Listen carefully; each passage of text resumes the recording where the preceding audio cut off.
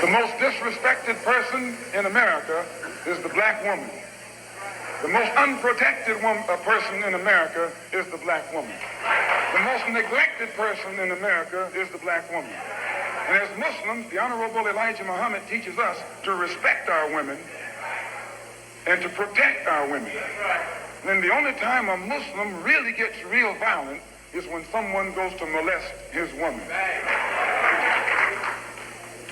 We will kill you for our woman. I'm making it plain, yes.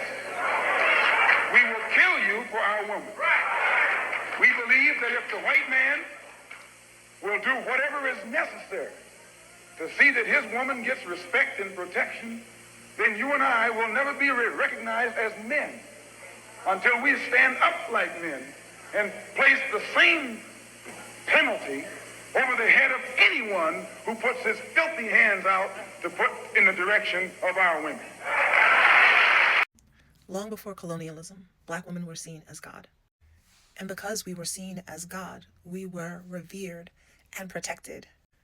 Because they understood that when we were well, the village and the tribe were well. In part because we carried the next generation within our bodies. We taught the next generation. And so if we were not well, the next generation would falter. This understanding is very clear in what has been engineered in the relationships between black men and black women by the white inferiority complex. If you turn us against each other, then the protection is gone.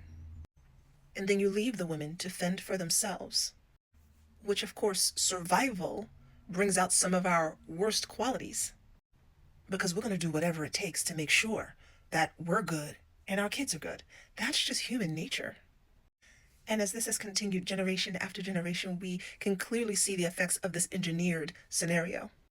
We have black men feeling as though they are hated and disposable. We have black women still feeling disrespected and not protected. What I need you all to understand is that this was engineered. And we are still falling for it, too many of us, hook, line, and sinker. So this isn't about, well, what about the men and what about the women? This is actually about you. What about you?